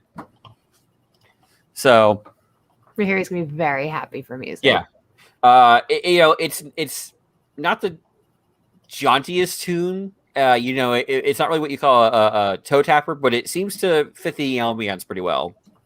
Now, with my more recent background, I would know a lot of Your like more common, recent background. like the turn to the. Yeah, I know. I would know a lot of like the names of a lot of popular like dancing jigs and stuff, right? If you really want to, sure. Because she's just, she's gonna want to She wants make to jig. She wants merriment. to do a jig. All right. Are you trying to look good? Like you want other people to think you're doing well? I just want to be entertaining. So, Like, so you want people to look at it and go. So yeah, basically, if you make a performance roll, you can either do a really good job, or if you're trying to make it look like you're not doing a good job, like if that's your intention, I will take a performance roll. Or if you're just dancing and you don't care, then we're not going to worry about it. I would dance and try to like encourage people to join me. So I guess I would want to be looking. That'd actually be a persuasion roll. Okay. So actually, give me performance and persuasion. I want to see if your dancing helps your persuasion. Okay. All right. So oh wow, performance is a 5. So Laura, you're just like, what? Is she okay? She's moving. There's a lot of gyration, things that are not quite moving in order of each other. So she's swinging this arm a little too fast, and this time this one's going really slow. She's doing a good job keeping it kind of in conjunction, but for some reason it just doesn't look good. You're like, I don't know what that is. Laura's gonna like reach her trunk over and grab her pint of ale, be like, "That's enough for you," and down it. Well, at this point, her hero's not even near you. She's just kind of walking up to these guys who are just looking like they're really tired, and she's just kind of like, She's still stealing her pint. Go ahead and give me a persuasion roll, but you are definitely at disadvantage. Oh, wait, at disadvantage? Oh, yeah, that dancing is terrible. You're not encouraging anybody with that dancing. Disadvantage is a 15. Okay, you managed to get one guy who, looks like he hasn't been, drinking for longer, than everybody else. And he's just like, all right. He just kind of starts bobbing his head with you and kind of holding his beer. He kind of looks at the other people and kind of slows down occasionally. He goes, whatever. I'm just going to keep going. You think maybe he's not as far gone as these guys. He hasn't been in the agency as long, Yeah. So Ulara's going to stand up and be like, y'all are crazy. She's beautiful. You should dance with her.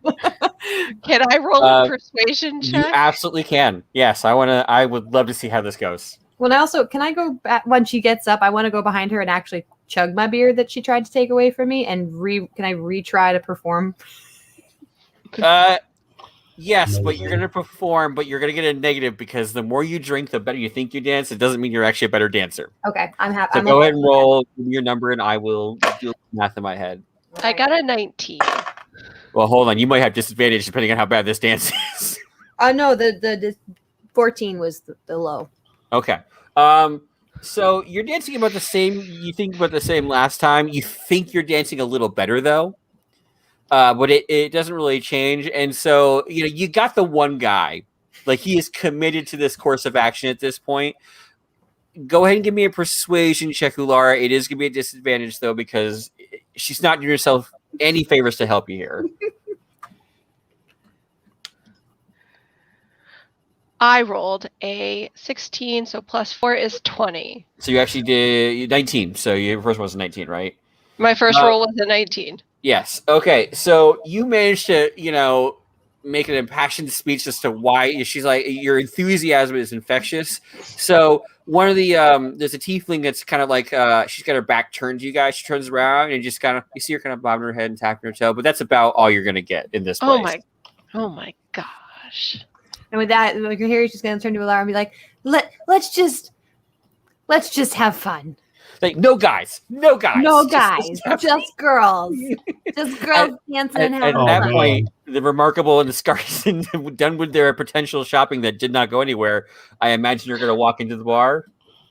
Yeah. Were we going to go back and see if we could get cash? Is that what we were talking about, Adam? You guys can do that Sure. if you'd like. So you go in there and look around. Nobody, you can't find anybody there. So there's nobody at the headquarters? You mean the two facilities you have been to? Yeah. Well, neither of those are like the headquarters. You guys have been to two facilities. One was the Soul reintroduction one, and one was the R&D department. All right, what do you want to do? Should we head to the bar? Well, like a bunch of stuff appeared in our rooms when we said that we desired it. So what if we go in a room and ask for money or something we could sell? I'm down. Smart man. Let's try it. I will follow the small man. I mean, you guys are both humans, so he's not that small. He's smaller than you, sure, but that does sound Size like, matters. a good barbarian basically being like, small man, I follow. So yeah, you guys go in there, and what do you actually think, or say out loud? I'm imagining a pile of money, about coins, about Yep. 8 inches high and maybe So that 2 feet wide.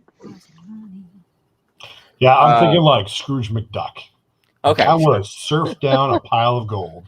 On the table in the common room, as you guys are kind of walking around trying to channel this, this wealth in your mind, you see a little small bag appear in the middle of the table. Let's open it up. There is 10 gold and a note that says, "Here is your monthly team morale budget. Please keep all receipts." Bogus. And it says Marty at the bottom. What's in the bag? So you have another 10 gold. But you must itemize it For the team? for the month. Yes, that is your basically like it's how like every like department's always like, we have $10 this month to do some kind of morale event. So it's like pizza. Fuck it, let's go to the bar. But also, like, to live a comfortable, like, noble life, it's like 2 gold a month. So yeah, I guess if you guys split it, All right. that's better than your normal yeah. All right. So yeah, the basically as you guys are kind of like trying to get the people hyped up, and you realize this is the max you're going to get. Scarson and the Remarkable walk in and kind of look around. So what you guys see basically is Rahiri just kind of gyrating and flexing, like you think she's trying to pop and lock, but at the same time, Cabbage Patch, it's not working. And Ulara is basically just like, woo, cheering her on, trying to like get people amped. And there is one guy, he's got like a beard, he looks like a rather human, and he's just kind of like, all right, yeah, all right, we're doing this. And then just there's one Tiefling that's just tapping her toe and be like, nobody else is looking at them. And there is a very disheveled looking bard in the middle of there, kind of walking around, kind of playing music, but he's actually really good. Like his appearance does not match his ability. And there is a half orc behind the bar, kind of cleaning glasses. And he's taking a couple steps to the right away from the part of the bar where Ulara and Brahiri are kind of doing their ritual or whatever it is that you're noticing. And he will make eye contact with you two and kind of wave you over to the bar. Do we notice them walk in? Do I notice them walk in? Yeah, give me a perception check. But yeah, I just want to see like if you're too distracted. We probably 9. You think you can kind of sense people walking in, but you don't immediately, unless you look over them, you don't know, immediately like, oh, it's these guys, You're just like, more people. I got 16. Yeah, you're just standing there kind of cheering. You definitely see them walk in. But yeah, the bartender will wave you guys kind of over. You guys, I'll go over there. You guys, Seeker? Yes. All right. You guys, you're part of the new team, I'm assuming, with these two fine young ladies? I mean, we're definitely part of the new team. He goes, and then he kind of, pours 2 ales and goes, first one's always on the house. Fantastic. Hey, you said first 2. Why are you jipping them 1? Well, he goes, no, your first 2, 1, 2, Like 1, 2. were on the house. He goes, you're welcome. That's not what you said. He's She's like, gonna eye him. and he just kind of looks around and goes, it's my bar. What I say goes. I'm a paid customer. Not yet, you're not. He goes, talk to me after your next beer. After you get the first one for free. We'll have a conversation then. Well, maybe if you poured adequate size pints Oh, no. of glasses, Oh, no. I might pay for one. I'm a big person. He reaches to a small jug. He reaches to a small jug, and he reaches over to your mug, which at this point is mostly empty, and he just goes, and pours just a tiny bit more, and he goes, for a slightly bigger person, and puts it back behind the bar, and just looks at you like, really? I'm so sorry. That was so rude of me. He goes, yeah. So don't do this to other people. Like, I just want to make sure you understand, like, you shouldn't do this other places, because, like, at least you're in, like, our bar, but, like, if you're another bar, You know you're not supposed to talk to people like that, right? Is She's just Riri gonna like noticing any of sulk. this? Ears go down, trunk goes down, just He goes, "Well, slouches listen," into her chair. He goes, I over hope her. this was a learning moment, and you'll get the hang of it. Yes, Dad. He goes, I'd be happy to have a daughter like you. Thank you. Really? He goes, well, I don't have one, so it'd be interesting if nothing else. Huh? Hmm. You're not wrong. So yeah, so you guys get to kind of see this whole interaction. Rahiri, I don't think you probably see. You're still doing your thing. So, and you have ale. Rahiri, a gentleman looks like a half elf walks up to you, and this guy's kind of looking at you there for a second, and he's like, "You a new secret team?" Yes. Very new. He goes, "How you doing? I'm Garth." Oh, Jesus Christ. I was waiting for the reaction. Yeah, okay. What Anyway, the hell? that's inside joke. Sorry, folks. You don't get to watch the game where we have that guy. Hello, Garth. And she'll stick her hand out. I'm Rahiri. He'll kind of pull your hand up and kiss it on the hand real quick. And yeah, he'll be like, he goes, so, I'm on Secret Team 4, kind of the leader. I could, show you the ropes if you want. The ropes. I think we already kind of learned the ropes a little bit. She's gonna look around and be like, are my friends noticing any of this?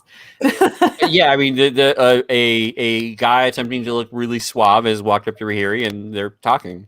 And she's just gonna be like, friend, and just blabber mouth with him, like not there. No, she's not picking up any. Like it's going. He goes, hey, listen. I mean, we got time to talk. No, I mean to get it all out. So I mean, I can't help but think that maybe I being a veteran, you being a new recruit, we could schedule some time for some private lessons about maybe teach you how things work around here, some tricks. I could take you around the town, nice dinner, show you all the inns that the nicest inns, nicest rooms you can get. Ular is gonna bang her fist on the bar and stand up and yell at the elf, "Quit picking on my girlfriend!" Everyone's just gonna look back and be like, go ahead and give me an intimidation check. he's just being nice. I had to use the tank girl line. So, I've been waiting for a moment. So also when you slam your hand on there, a couple other guys stand up kind of and turn. I got a 21. So he holds his ground. He goes, you're not my type, but I might make it work. Riri's not gonna like that. She's gonna be like, elephant, right? she'll hear him say that, and it's just the head turn. What did you say? I just playing around. But we all talk like we're friends here. We're part of the same team. Do you even know her? He goes, no, but I'll get to know her, I'm sure. Riri's just gonna stare. She's not gonna say anything. She's just gonna stare judgingly. Ular is gonna join in the judgment stare. I'll stand my ground and just continue to hold that. You guys do 6 points of withering stare damage to him. I will look. He happens to be immune to withering stare damage, though. He's a douchebag. So, like, he thinks it's salvageable. So he's like, "Hey, listen. I like to joke around. I meant no offense for it. I mean, I'd love to, make it up to you. Maybe dinner, two of us." Ular is gonna walk up to him and be like, "You can't talk to people like that. That's rude." She said no. The bartender kind of perks up and goes, "Yeah, you're not supposed to talk to people like that." She's got a point. At this point, the three guys that had shut up from the bar kind of crowd in behind Garth and kind of look like trying to add an opposing force. You see basically a tiefling, not the tiefling that was tapping her toes though. A dwarf and a human. They're all kind of looking there like what are you gonna do about it? You gonna start something here? So no means no. lock on to the tiefling and in Inferno say, "Brother, is this man a friend?" He just kind of smirks at. He goes, "Yeah, he's a nice guy. Should cut him some slack." And continue and back. I didn't ask if he was a nice guy. He goes, well, yeah. I mean, we're part of the same team, Secret Team 4. At this point, the female tiefling that was tapping your toe suddenly appears beside both of you, kind of steps in between two groups, turns to Garth, and basically just goes, "Garth, one more word, and we're gonna have to repeat it. Our spar the other day. Remember what happened? Yeah, the popping noise. Yeah, we'll do it again." And he kind of suddenly gets a little bit of his face kind of looks a little more like trying to look tough, but at this point a little scared. And he's like, all right, I'll back off. Don't worry. Ular is going to make a popping noise in his direction. He flinches a little bit when you do that. He goes, you know what? This bar a little boring sometimes. Music's not my type. And then basically he'll kind of walk toward the door and he'll leave with his lackeys. And Rahiri is going to turn to the other tiefling and just in common, "Thank you, friend. Can I buy you a drink?" She goes, yeah, it's good. I'm Lucinda. I'm Secret Team 5. "Hi, Lucinda. I'm Rahiri. These are my friends." Yes, and she'll kind of give you the sup, bro nod. Yeah, sup, guys. And yeah, she'll come join you at the bar. So Lara, the bartender at this point, will have given you another beer, and if you go to reach for money, we'll kind of be like, "You're right. You can't talk to people like that." like there's this weird connection. He's like, somebody listens. Somebody actually listened to my wise sage bartender, speeches that I give, and yeah. And so it's kind of almost like this that father-daughter mode. He's kind of proud. Aww. Thank you. What is this tiefling's name? This one? Lucinda. Lucinda. She is purple, and she is a bit taller than you, actually. So she's actually closer to 6 feet tall. So you guys are both tieflings, but you can definitely tell you look very different still in a lot of ways. Well, and Rahiri's going to hold her hair up to Lucinda's skin and see if this color is close at all. It is, but her hair is actually almost stark white. So it's very I don't know. It looks good because of that contrast. Yeah. Yes. Yeah. Striking. Yeah, she'll come over and she'll definitely accept a beer from you guys. And then she'll spend some time chatting. Just kind of saying when you guys done your first mission yet? I think we're still in training. Yeah. No, we've done 2 training sessions so far. Oh, okay. That's good. That's good. That's good. I mean, take your time. When you get out in the field, you want to make sure you're confident. You have the skills to kind of fall back on. Happy to offer advice, not in a weird way, like Garth. I've been around the block a few times. Definitely seen some weird things. I would love some advice, but I would love to hear the story of the popping noise. Oh, just sometimes if you pull certain joints in certain directions with a certain amount of force, you make them make a popping noise. And it's hilarious if you're the one doing it, not so much if you're the guy receiving it. That was a yelp. I'll give him that. Sounds painful. So yeah, and she'll be happy to drink the night away with you guys. Mm-hmm. Yeah, Rahiri's going to want to befriend her, and depending on who's around for the conversation, she'll slip in and out of Infernal just out of habit. It's mostly, the guy who is kind of dancing, now kind of realizes oh man, this cute girl, and then he kind of goes to turn to walk towards you a couple times, kind of psyching himself up, and then kind of turns back to the bar. It's like no. Yeah. All right, I'm just gonna no, somebody's talking to her. Okay, I'm just gonna go back this way. So, he makes it look like he's kind of doing a weird dance, kind of. So it's I'm not trying to approach. I'm just kind of, I'm still jigging, Yep. But unless somebody has anything else they want to do here at the bar for the evening, you guys will basically enjoy your evening. Mal, the bartender, he'll introduce himself eventually. He knows how to keep the flowing drinks in a way that doesn't overdo it. So like, if you guys look like you're too drunk, the beer is suddenly a little slower to get to you, so he paces you guys really well. You can tell he's a natural at this. Mhm.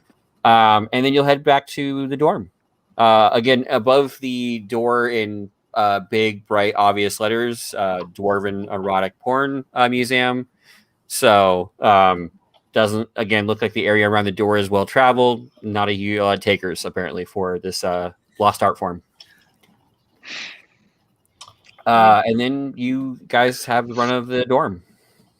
Fantastic. Have we tried to go look behind the door, or is that door's locked? The door? The Dwarven erotic porn door? Because I feel like No, that's the door you open and you're in your dorm. Oh, whoops! All right. Yes. It's the dorm. Yeah. So yeah, I because will. Marty basically said like we needed something that people wouldn't, be excited about. I will tell everyone about the gold that we got. Okay. And split that, if that's okay with the Remarkable. That's fine. So everybody gets 2 gold and 5 silver. Yeah. Oh, money. That's your drinking budget for the month, so use sparingly. As the night crests, you guys all kind of retire to your beds. It's actually kind of early in the morning almost at this point. You can I have a perception check from Ulara? Yes. With advantage or without? Just regular.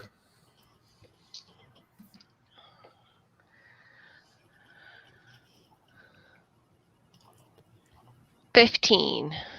So you hear your door creaking open. Oh. I'm gonna summon my spiritual weapon. So the glow that it puts out, there is Marnie in your room. Her hair is down. Her glasses are kind of off kilter. She's got a couple of the buttons undone. And she has a bottle of a big bottle of wine in her hands. And she goes, shh. And then she just kind of like, wavers there in place. She goes, What do you? I got a secret to tell you. I don't want to know it. But you already asked me about it. Right? This is you're Laura, right? Who's your friend? What? Who is he? And she looks behind her. She's like, what friend? No, the one you're going to tell me about. I'm not going to tell you about my friend. What happened to him? Who? Player forgot. I know I was questioning something. Yeah, Van. Yes. Who's Van? She goes, oh, he killed the last Seeker Team 7. Or almost all of them. Well, kind of, because he was a member too. So, yeah, and she starts kind of getting really kind of quiet and kind of almost like rocking herself. And she goes, yeah, so, he killed 3 of us. And then there's just me. There's just me now. It's just, and then she just kind of gets quieter. It's like, it's just me. And I guess we'll call it there tonight. Perfect. You can tune in 2 weeks when I keep talking. Sounds like somebody has survivor's guilt. Right. Hey, thanks everyone for tonight. Thanks for everybody who showed up to the cast. Thanks to the Rockin' Doc for sending some folks our way. Right, for sure. But yeah, so we will not be here next week for this, but we will be here the week after. June 11th. June 11th. Auspicious day. Thanks again, everyone. All right. Have a good night, everybody.